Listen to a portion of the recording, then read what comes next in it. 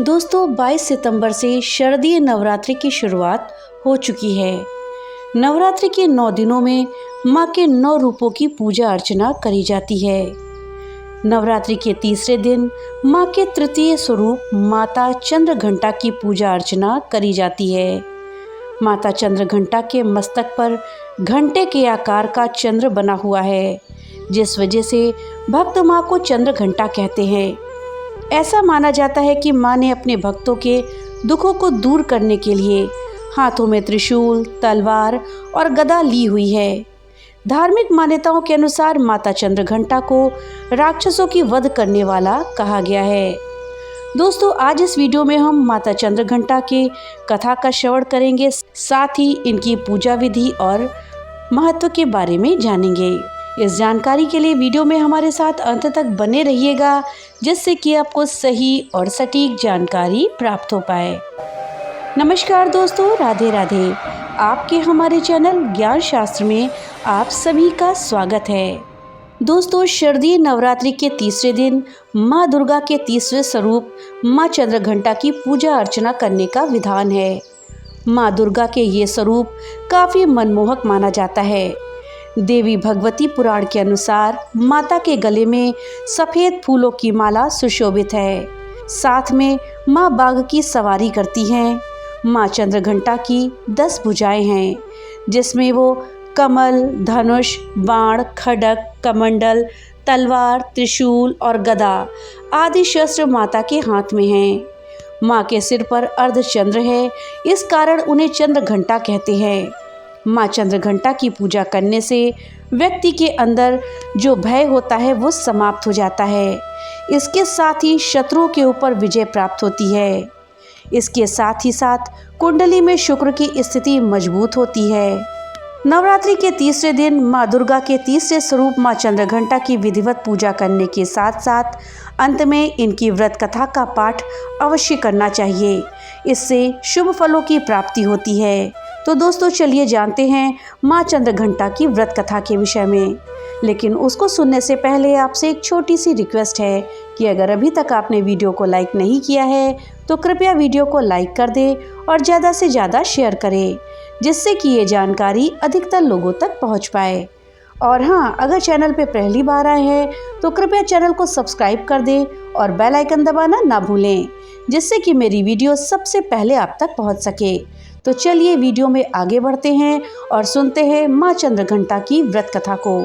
दोस्तों, प्रचलित कथा के अनुसार माता दुर्गा ने माँ चंद्रघंटा का अवतार तब लिया जब दैत्यों का आतंक बढ़ने लगा था। उस समय महिषासुर का देवताओं के साथ भयंकर युद्ध चल रहा था। महिषासुर का लक्ष्य देवराज इंद्र का सिंहासन प्राप्त करना था और वो स्वर्ग लोक पर राज करने की इच्छा से युद्ध कर रहा था। जब देवताओं को उसकी इस इच्छा का पता चला तो वे चिंतित हो गए और भगवान ब्रह्मा, विष्णु और महेश के पास गए। ब्रह्मा, विष्णु और महेश ने देवताओं की व्यथा को सुनकर क्रोध प्रकट किया, जिससे उनके मुख से ऊर्जा निकली।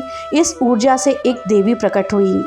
भगवान शंकर ने उन्हें अपना त्रिशूल, भगवान विष्णु ने अपना चक्र, इंद्र ने घंटा, सूर्य ने तेज और तलवार तथा सिंह प्रदान किया। इसके पश्चात माता चंद्रघंटा ने महिषासुर का वध करके देवताओं की रक्षा करी। देवी चंद्रघंटा का नाम चंद्र और घंटा से मिलकर बना है, जिसका अर्थ है घंटे के आकार का चंद्र धारण करने वाली देवी। इनका वाहन सिंह है। उनके 10 हाथों में कमल, धनुष, बाण, खड्ग, कमंडल, तलवार, त्रिशूल और गदा जैसे अस्त्र शस्त्र सुसज्जित हैं। माता सिंह के वाहन पर विराजमान रहती हैं। माँ चंद्रघंटा का स्वरूप परम शांतिदायक और कल्याणकारी है और उनकी पूजा करने से जीवन के सभी संकट दूर होते हैं। इस दिन पूजा करने से साधक पराक्रमी और निर्भय बनता है। साथ ही देवी चंद्रघंटा की पूजा करने से सुख समृद्धि प्राप्त होती है।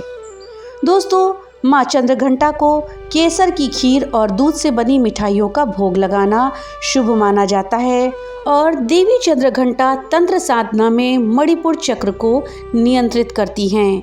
उनका संबंध परम शांति और साहस से है और वो नकारात्मकता को खत्म करती हैं।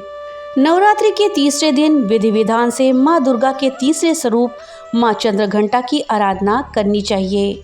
माँ की आराधना ओम देवी चंद्रघंटाए नमः का जाप करके करी जाती है। माँ चंद्रघंटा को सिंदूर, अक्षत, गंध, धूप, पुष्प अर्पित करें। अब आप माँ को दूध से बनी हुई मिठाई का भोग लगाएं।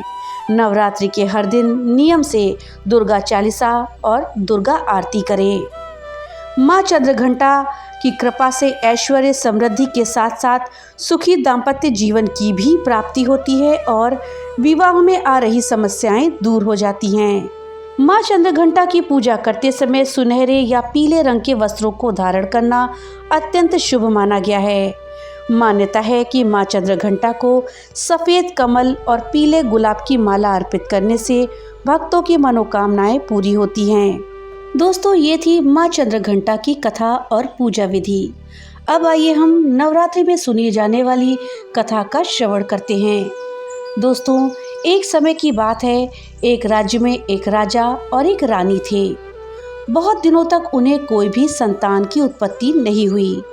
बहुत पूजा पाठ जप तप करने के बाद भी कई सालों बाद उनको एक संतान की प्राप्ति पुत्र के रूप में हुई।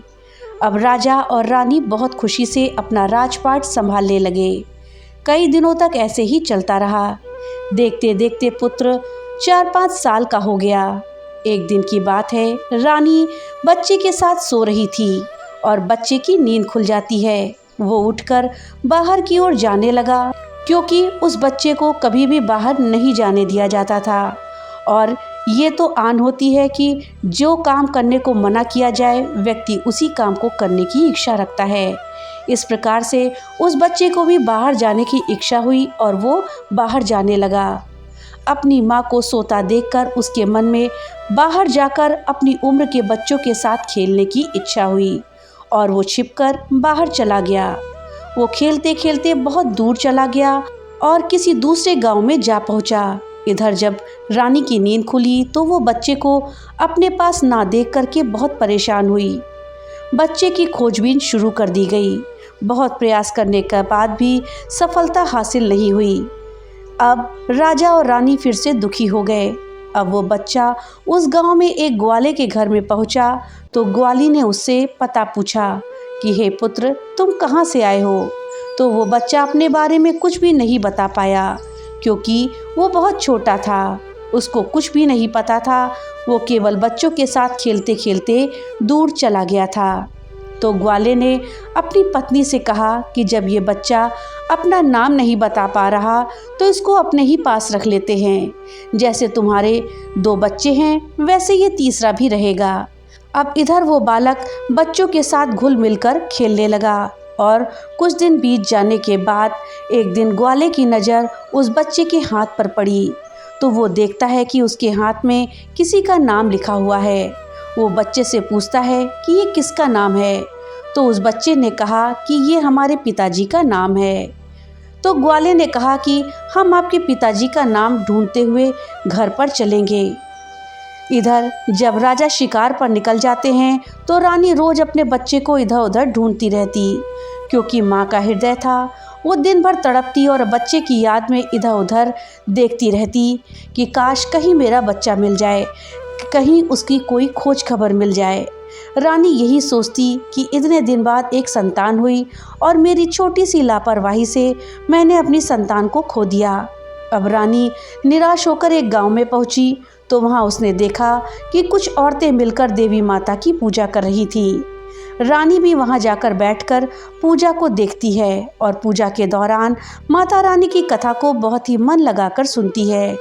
पूजा खत्म हो जाने के बाद सभी सुहागिनें रानी को प्रसाद देती हैं। तब रानी ने पूछा कि आप सब किसकी पूजा कर रही हैं, मुझे भी बताइए। तब स्त्रियों ने कहा कि हम माँ भवानी दुर्गा की पूजा कर रहे हैं। माता बहुत ही दयालु हैं, ये अपने भक्तों के संकटों को क्षण मात्र में दूर कर देती हैं। बस ध्यान करने वाली बात है कि तब तक आपकी मनोकामना तुरंत पूरी हो जाती है। जब आपकी मनोकामना पूरी हो जाए तब आप तुरंत देवी माँ की पूजा करें। आप जो मन्नत मांगती हैं उसे पूरा करिएगा। मनोकामना पूरी होने के बाद माता रानी की पूजा तुरंत कर लेनी चाहिए, उनको टालना नहीं चाहिए। तो रानी ने अपने मन में सोचा कि अगर माँ भवानी ने हमारा बच्चा सकुशल वापस हमारे पास पहुँचा दिया तो हम भी इसी तरह से सुहागिनों के साथ मिलकर माता रानी की पूजा करेंगे। उधर रानी की यह मन्नत मानना हुआ कि इधर ग्वाला बच्चे को लेकर उसके पिता की तलाश में निकल पड़ा। वो कई जगह ढूंढते हुए काफ़ी देर बाद गांव के किनारे पहुंचा तो एक व्यक्ति से पूछा कि भैया, इस नाम के व्यक्ति को क्या आप जानते हैं? तब उस आदमी ने बताया, हाँ भैया, ये हमारे राजा का नाम है, उनका पुत्र खो गया है, क्या ये उन्हीं का पुत्र है? ये बताकर ग्वाला को घर का पता बताया। जब बच्चे को लेकर ग्वाला राजा के द्वार पर पहुंचा तो राजा रानी ने अपने बच्चे को देखा तो उससे लिपटकर रोने लगे और बार बार ग्वाले को धन्यवाद करने लगे। राजा ने पूछा कि भाई, मेरा बेटा आपने कहाँ पाया? तो ग्वाला ने कहा, राजा साहब, यह घूमते घूमते हमारे गांव आ गया था। तब हमने इससे इसका पता पूछा तो ये कुछ ना बता पाया। एक दिन खेलते खेलते जब मेरी नज़र इसके हाथ पर पड़ गई तो उसका नाम लिखा हुआ था और उसी नाम के सहारे हमने इसको आप तक पहुंचाया है। तब रानी की खुशी की कोई सीमा ना रही। रानी ने राजा से कहा कि ग्वाले को खूब धन दौलत देकर विदा कीजिए, लेकिन ग्वाले ने कुछ नहीं लिया और कहा, जितनी खुशी आपको है आपका पुत्र पाकर, उतनी ही खुशी मुझे है कि मैंने आपकी धरोहर आपको पहुंचा दी, मैं किसी के काम आ सका। अंत में राजा ने ग्वाले को धन देकर विदा किया। अब रानी को ये तुरंत याद आया कि वो माता रानी की मन्नत मांगी थी। रानी ने राजा से कहा कि मैंने माँ दुर्गा की मन्नत मांगी है, हमें नवरात्रि का व्रत करना है, हम नवरात्र करेंगे। नगर के कुछ स्त्रियों को निमंत्रण दीजिए और तुरंत माँ भवानी की पूजा करिए। रानी ने तुरंत माता की पूजा करने की सामग्री इकट्ठा करवाई। माता रानी की पूजा की व्यवस्था करी गई।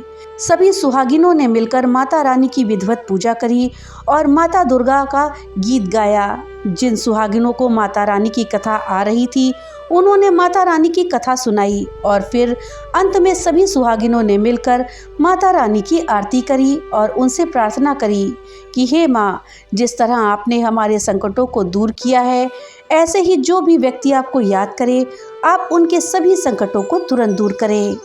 हे माँ, आप बहुत ही दयालु हैं, कृपालु हैं। जय माता रानी। हे माँ भवानी, जिस प्रकार आपने रानी के बच्चे को वापस किया, उनकी गोद को दोबारा से भरा, उनकी खुशियाँ लौटाई, उसी प्रकार सभी माताओं की गोद को हरा भरा रखना, उनकी खुशियाँ कायम रखना, सभी के घर में सुख और समृद्धि लाना। तो दोस्तों, ये थी जानकारी नवरात्रि के तीसरे दिन माँ चंद्रघंटा की कथा के विषय में। जानकारी आपको कैसी लगी हमें कमेंट बॉक्स में लिख करके ज़रूर बताइएगा। तो मिलते हैं अगली नई वीडियो के साथ, तब तक के लिए राधे राधे।